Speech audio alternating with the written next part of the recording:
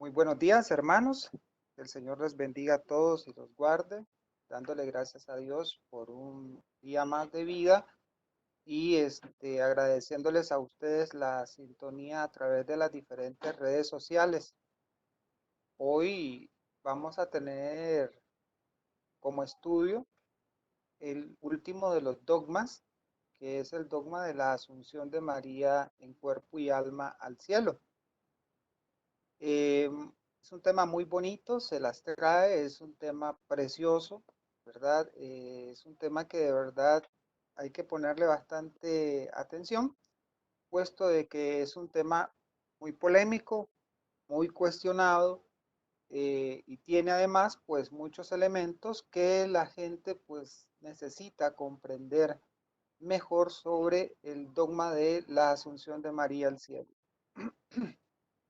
Entonces, este dogma pues fue decretado no hace mucho tiempo. La fórmula dice de la siguiente manera: la Inmaculada Madre de Dios, siempre Virgen María, terminando el curso de su vida terrenal, fue asunta en cuerpo y alma a la gloria del cielo. Entonces, aquí salta una pregunta de quienes acostumbran a tener una lectura, digámoslo de alguna manera, literal. ¿Dónde dice en la Biblia que María subió al cielo? Entonces, es en ese preciso instante donde borramos por completo con esa pregunta, por completo toda la exégesis, todo el conocimiento, toda la tradición. De hecho, borramos casi toda la escritura porque queremos y deseamos de que la Sagrada Escritura lo diga de manera explícita. María subió en cuerpo y alma. María se murió y al tercer día resucitó y bueno, en fin, eso es lo que deseamos. Pero la Escritura tiene enseñanzas explícitas y también implícitas. Primero vamos a dar una definición muy sencilla de lo que es la asunción, que no es lo mismo que la ascensión. La ascensión es el hecho de ascender a los capítulo 1, versículo 3, 11. Y la asunción es ser llevada a los cielos por Dios mismo o por los ángeles, que es en el caso de la Virgen María. Por los méritos de su Hijo, María es elevada al cielo, no por su poder, sino porque María no tiene ese poder, sino por el poder de Dios. Dios es quien eleva a los cielos a María en cuerpo y alma. Entonces, como lo habíamos mencionado, tiene un valor antropológico. Vamos a la siguiente presentación. Y un valor eclesiológico. ¿Por qué antropológico? Por lo siguiente: el dogma de la Asunción tiene un gran valor en cuanto afirma el destino final glorificado de una persona, María mujer. La humanidad entera ha de ver en María el ejemplo de una humanidad realizada en plenitud, victoriosa, incluso ante la muerte. El modelo de vida de María como persona humana, el modelo cristiano de María como persona humana, ese modelo es definitivamente el modelo que necesitamos nosotros los cristianos para vivir de una manera bien y ser glorificados al final de los tiempos. ¿Cuál es el valor eclesiológico? El camino de fe de María y su consumación se constituyen en un ejemplo para toda la comunidad cristiana. La iglesia ve en María a la madre creyente y discípula de Jesús, que ha respondido a la vocación de seguimiento de Jesús, que Dios ha reconocido su trayectoria haciendo presente la victoria sobre la muerte. María es la mujer del sí, es la mujer del fiat, es la mujer confiada en Jesús, es la mujer que nos dicen con todas las palabras y con todo ese peso, hagan lo que Él les diga, es porque es una mujer de fe. Esa misma fe la que transmite a su iglesia, a nuestra iglesia, es esa fe en la cual nos dice, aunque haya momentos difíciles, aquí estoy presente en los momentos difíciles, como en el momento del Calvario. También así estuvo en silencio y con una fe plena a la hora de la resurrección de su Hijo. Y de la misma manera vamos a encontrar otros aspectos importantes. Vamos avanzando. María recibe el anuncio de su muerte. Esto es un texto apócrifo muy interesante. María recibe el anuncio de su muerte y la ayuda para superar el temor hacia ella.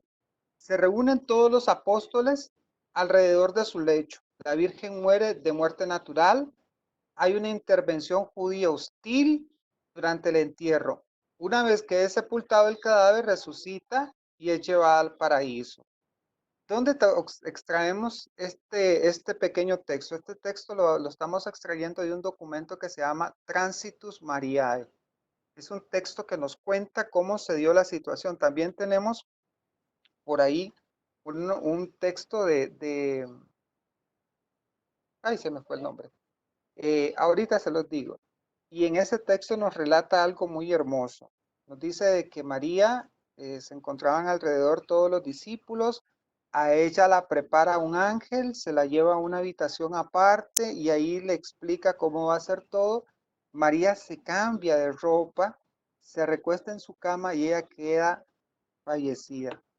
Adivinen quién no estaba presente en el momento de la muerte. Nada más y nada menos que Tomás. Y Tomás llega 3 días después y dicen, quiero ver a mi madre, quiero verla por última vez. Van al sepulcro, llegan al sepulcro y no encuentran nada. Dicen que no encuentran el cuerpo. Y dicen que durante el recorrido que hace el funeral, se oían como canto de ángeles y había un aroma agradable a rosas. Imagínense qué lindas esas historias. Testimonio antiguo sobre la Asunción de María.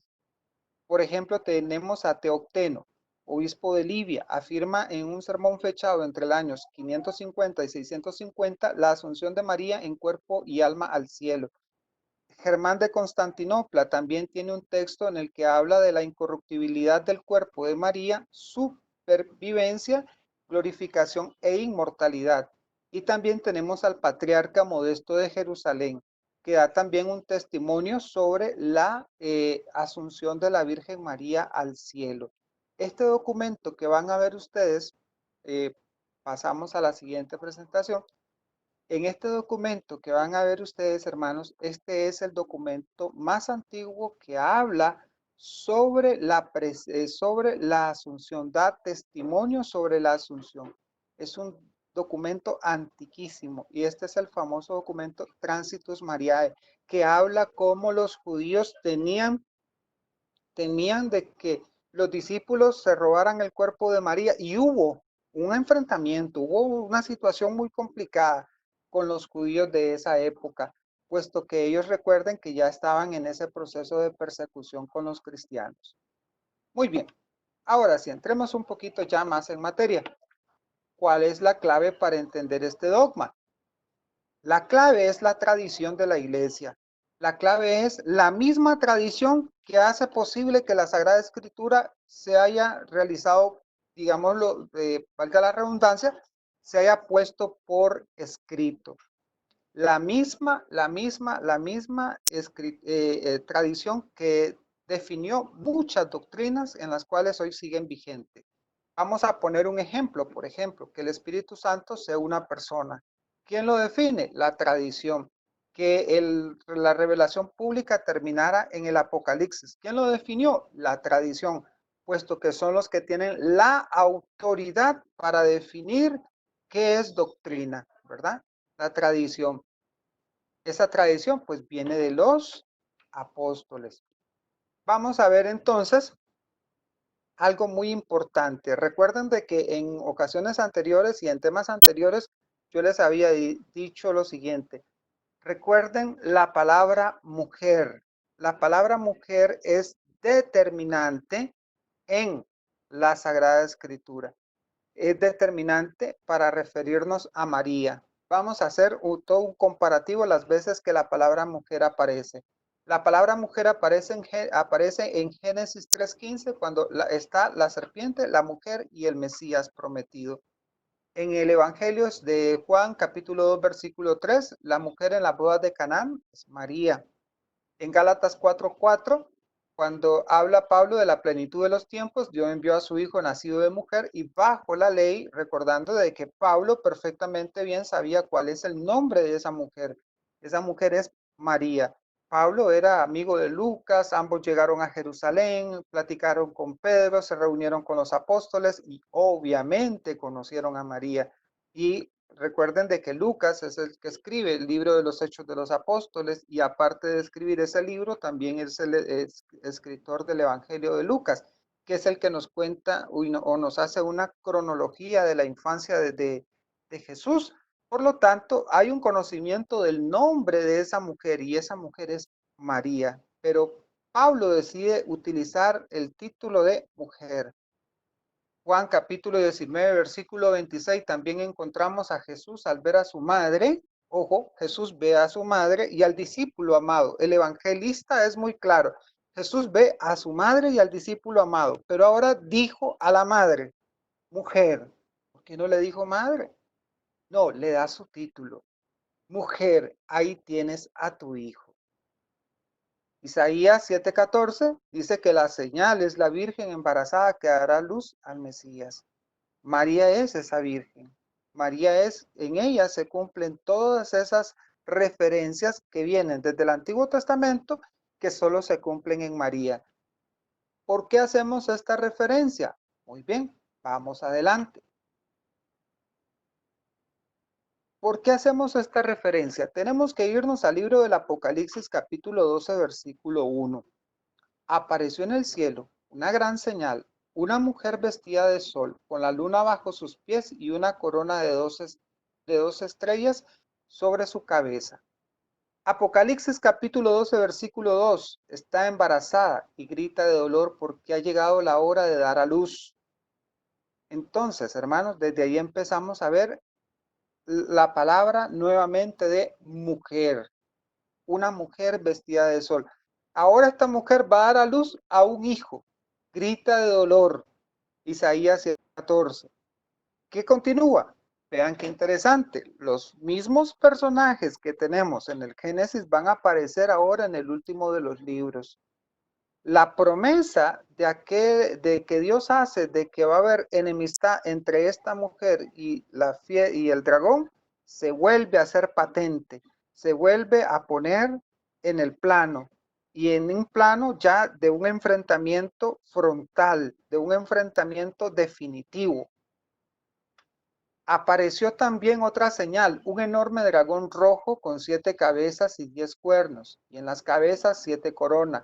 La serpiente de Génesis 3:15, Apocalipsis 12:9.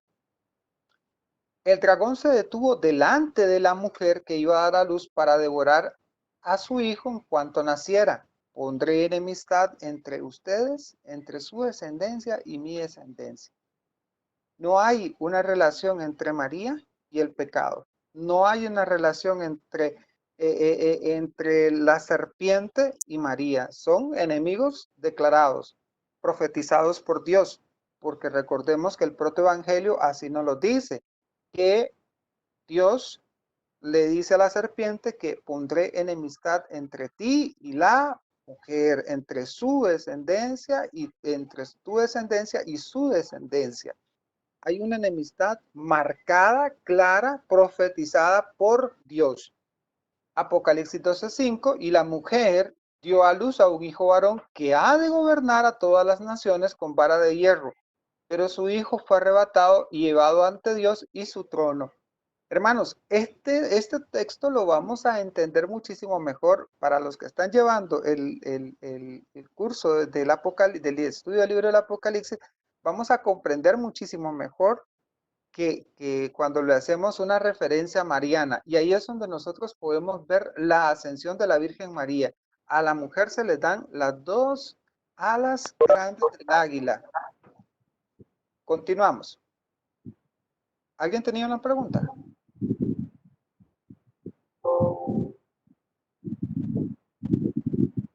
Muy bien, continuamos.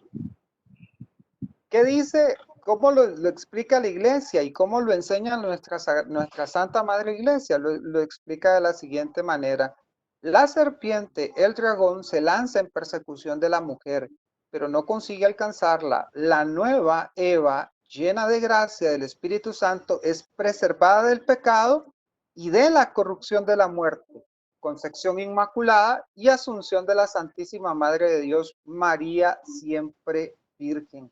Es la manera que el Catecismo en el numeral 2853 trata de explicarnos a todos nosotros, los miembros de la Iglesia, del por qué María es preservada. Pero hermanos, vean, más adelante nos vamos a encontrar con un texto precioso de Pablo que nos va a explicar por qué María ascendió al cielo en cuerpo y alma. La Asunción, continuamos adelante, la Asunción de la Virgen María tiene referencias bíblicas del Antiguo Testamento. La Asunción tiene esas referencias importantes que podemos encontrar. Bueno, solo una consultita, ¿se escucha el sonido ambiente por casualidad? Es que mis vecinos están como medios emocionados. Entonces, la referencia... Tranquilo. Todo bien, Eddie. Ok, perfecto. La Asunción de la Virgen María tiene esas referencias muy importantes del Antiguo Testamento y podemos encontrarlos en Enoc y Elías. ¿Quiénes eran ellos? Uno era un profeta y el otro dice la Sagrada Escritura que era un amigo de Dios. Y este amigo de Dios son llevados al cielo en cuerpo y alma. Recordemos que a Elías vino, digámoslo así, de manera en broma, de que le bajó su limusina, un carro de fuego, alado por caballos de fuego, y se fue en cuerpo y alma, y nunca se supo más de Elías. Igualmente de Enoc, que era amigo de Dios, con el cual él platicaba, según lo que nos dice la Sagrada Escritura. En el caso de María, ¿qué nos dice? Que María en Lucas 1:28, que el Señor está contigo. Es muy distinto ser amigo de María a tener esa expresión de unidad única entre una mujer humana y la Trinidad. Por eso es que siempre nosotros decimos, María es hija directa del Padre, esposa del Espíritu Santo, madre de nuestro Señor Jesucristo. Por eso la expresión del arcángel Gabriel, el Señor está contigo, Dios está contigo. Entonces, si Dios está con ella, si esta mujer que es la llena de gracia, si esta mujer que es la enemiga del dragón, o sea, de la que seduce al mundo para el pecado, entonces no tiene sentido de que ella no esté gozando ya del cielo. Pero siempre salen las objeciones. Y entonces a esa ahí donde algunos hermanos nos dicen, es que todos pecamos, ¿verdad? Ya lo habíamos explicado la vez anterior, de que diga que la palabra todo es como que digamos nuevamente por acá, todos están viendo este tema de la Asunción, no es cierto, lo verán muchos, pero no todos, pero es una manera de expresarnos que participaron muchas personas de este tema. ¿Cuál es la paga del pecado? La paga del pecado es la muerte. Romanos 6:23 nos lo dice claramente. Pero si María es concebida sin pecado, no tenía por qué morir. La tradición nos habla, por ejemplo, la tradición griega nos habla de ortodoxa, nos habla de la dormición de María. María queda dormida, no muere, sino que queda dormida. La tradición nuestra habla de una muerte de María. Ustedes no tienen idea, el padrecito espiritual, guía espiritual mío, cuando él fue a Roma por sus 25 años de sacerdocio, yo quedé impactado cuando llevó una imagen de la tumba de la Virgen María en Israel. Y yo, ¿cómo que murió? O sea, no lo lograba comprender, pero bueno, ya después conociendo un poquito más el asunto, entonces ya en definitivamente me quedaba más claro. Ahora, si ella murió en Cristo y tiene asegurada la resurrección, Romanos 6, 8, 11, y si el pecado no la sujetó, Lucas 1, 28, llena de gracia, y los muertos resucitan según el orden que tienen, ella puede experimentar inmediatamente lo que nosotros vamos a experimentar en el final de los tiempos. Nosotros no fuimos concebidos sin pecado original. María sí fue concebida sin pecado original. Nosotros necesitamos del bautismo para que nos sea quitada la mancha del pecado original. Y pasamos en esta vida peregrina experimentando diversas maneras de pecado, mientras que María no tuvo pecado. María no tuvo pecado alguno. Catecismo de la Iglesia Católica nos los enseña así. La asunción de la Santísima Virgen María constituye una participación singular en la resurrección de su Hijo y una anticipación de la resurrección de los cristianos. Ese es el valor antropológico del que hablábamos inicialmente y el catecismo nos lo deja más claro en el numeral 966. Vamos a hacer un análisis a la luz de la escatología, o sea, tenemos que poner la asunción de María en el plano del final de los tiempos. ¿Por qué razón? Porque es un acontecimiento anticipado del final de los tiempos, refiriéndose a nosotros los humanos, porque nosotros vamos a morir y vamos a resucitar al final de los tiempos. Y vamos a tener dos caminos, o vamos para el infierno o vamos para el cielo. ¿Verdad? Eso depende cómo haya sido nuestra vida y nuestras obras. Obviamente, si usted murió en gracia de Dios, pues obviamente irá al cielo. Si no, pues qué pena y tendrá que ir a sufrir eternamente. Continuando en el estudio, podemos pasar a analizar cuáles son las promesas que la Biblia tiene para nosotros en la resurrección final. En el contexto de los que nos sucede esta vida por culpa del pecado, tenemos que el pecado original nos tiene apartado de Dios al nacer. La muerte produce la corrupción de nuestro cuerpo al morir. Así que las consecuencias del pecado están al inicio y al final de nuestra vida. Y ninguna de ellas se aplica a María de manera singular. Ninguna. Entonces, el cardenal Müller, en un texto dogmático de un libro muy precioso que tiene sobre la doctrina de la Asunción, nos dice lo siguiente: María murió no como consecuencia del pecado, sino como un acontecimiento enmarcado con su íntima unión con Cristo. Ella no muere, sino es que el cardenal nos trata de explicar de que la unión que hay con su Hijo Jesús hace que definitivamente, se los pongo así de manera poética, ya el Señor estaba necesitando a su mamá en el cielo con él y la manda, digamos, a llamar. Si el Hijo murió, ella también. La muerte no es solo, en efecto, castigo por la culpa original, sino también una realidad antropológica fundada en la finitud de la naturaleza humana. Todos nacemos, crecemos y morimos.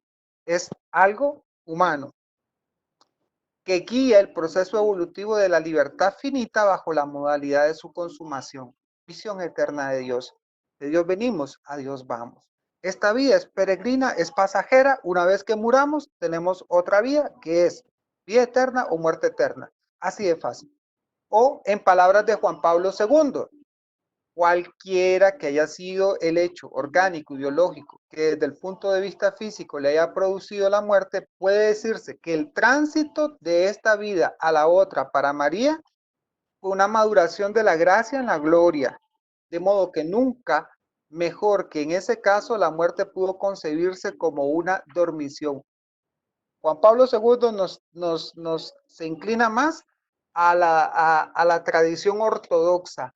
María se quedó dormidita y luego fue llevada en cuerpo y alma.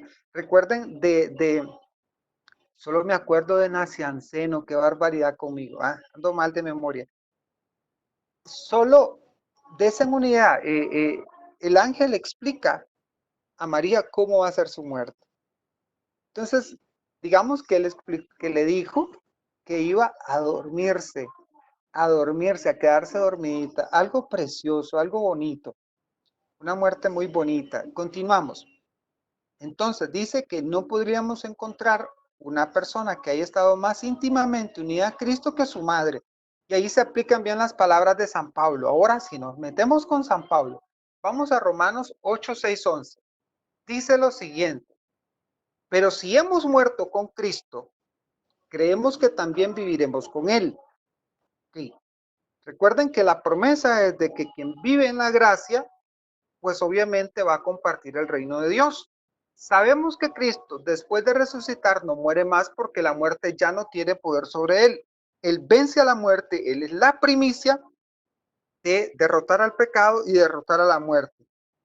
Al morir, él murió al pecado una vez por todas y ahora que vive, vive para Dios. Así también ustedes considérense muertos al pecado y vivos para Dios en Jesucristo. Romanos 6 del 8 al 11.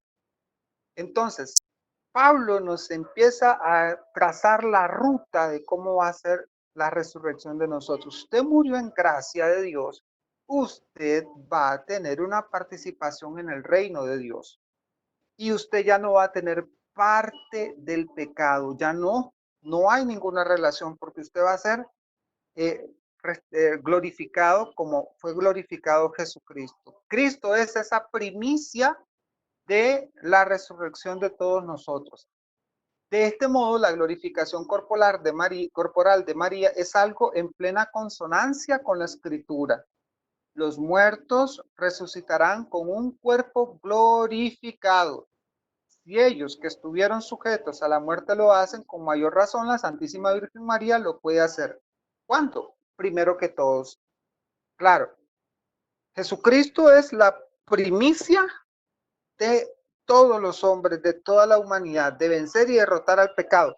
María es la primicia de nosotros los cristianos, de nosotros los cristianos. María es esa primicia de nosotros los cristianos. Entonces, eso es lo que nosotros debemos ir viendo con bastante detalle. Continuamos. San Pablo nos explica bien cómo se da la resurrección, pero no Cristo resucitó entre los muertos, el primero de todos, porque la muerte vino al mundo por medio de un hombre, también por medio de un hombre viene la resurrección.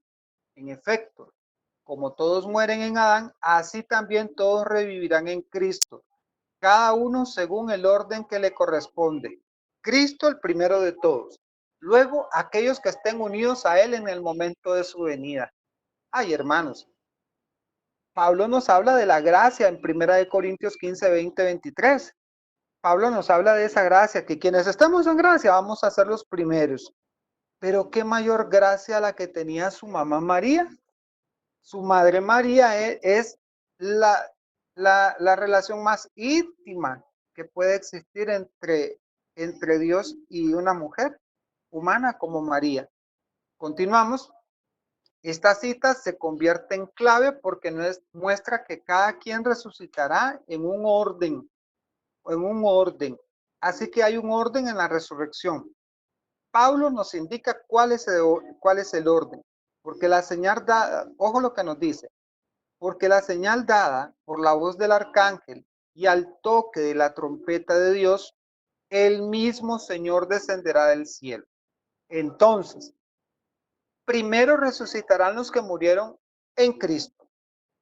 Después nosotros, los que aún vivamos.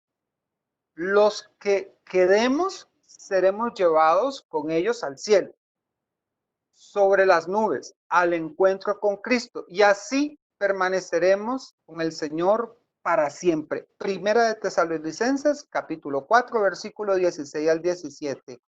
En ese orden hay una palabra clave, una palabra clave que a mí me encanta. Primero resucitarán los que murieron en Cristo, en gracia, en gracia.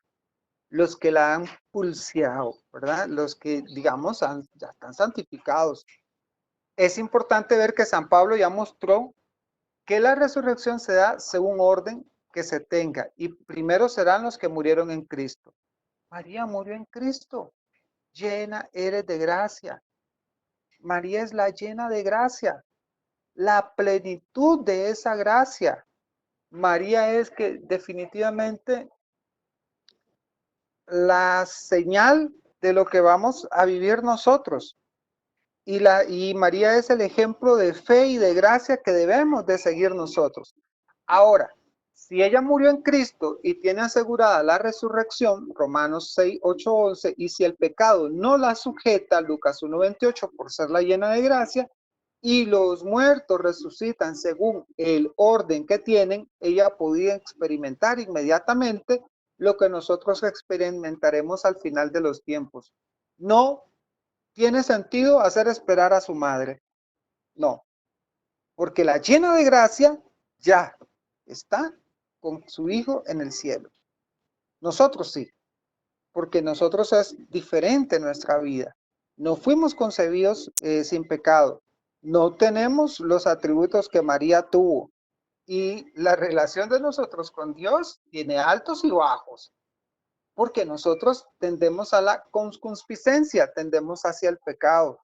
Y por ende, pues necesitamos de la gracia que nos regenera, que volvemos a regenerar cada vez que nosotros nos confesamos y cada vez que de verdad hacemos una buena confesión.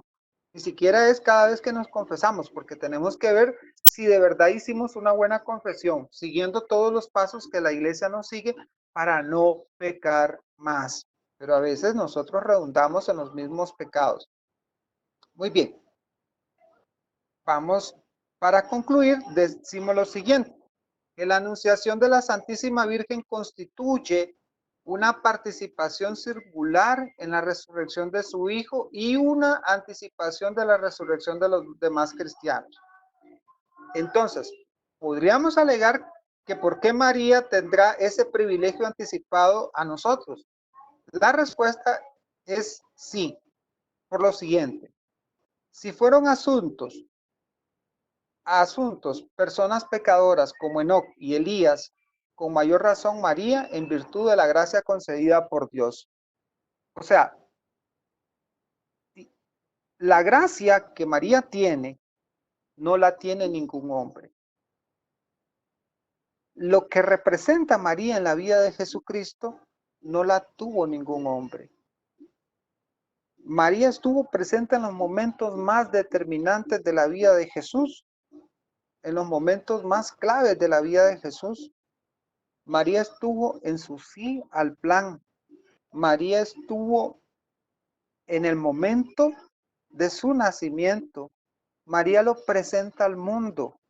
María lo presenta al mundo tanto en su nacimiento como en las bodas de Canaán. En las bodas de Canaán lo presentó como el Mesías. María lo acompañó en sus años de predicación y enseñanza. María estuvo al pie de la cruz. María creyó en sus palabras de la resurrección. María estuvo presente cuando envió a su esposo el Espíritu Santo. ¿Se dan cuenta, hermanos? La relación. Por eso son la gracia concedida por Dios. Así como María recibió a Cristo en su seno, es digno pensar que Cristo reciba a su madre en el cielo con el cuerpo glorificado como primicia humana de la resurrección luego de la de él. Imagínense ustedes, si no es lógico, si María pudo recibir en su seno a Dios en la segunda persona de la Santísima Trinidad, si María lo pudo tener 9 meses en su vientre, si María pudo tenerlo en sus brazos y darle de comer, ahora imagínense ustedes cómo Dios no la va a recibir en el cielo anticipadamente antes de nosotros. Si fue preservada primero que todos por la redención de Cristo que borra el pecado original, consecuencia del pecado, también puede ser glorificada primero que todos por la resurrección de Cristo, venciendo la muerte, otra consecuencia del pecado. María no podía experimentar corruptibilidad de su cuerpo, puesto que ella no pecó, y la paga del pecado es la muerte, y la muerte es corrupción. La muerte es corrupción. Y finalmente diremos que la Asunción de María es imagen escatológica de la Iglesia, porque es modelo para todos los creyentes que conforman el cuerpo de la Iglesia. Entonces, hermanos, ahí tenemos la clave, el por qué María es verdaderamente asunta al cielo. Ella es primicia de todos nosotros. Y ella, porque no conoce el pecado, no conoce la muerte, no conoce la corrupción, entonces definitivamente ella es elevada al cielo por mérito de su Hijo Jesucristo. Muy bien, compañeros, si tienen alguna duda o pregunta. podemos...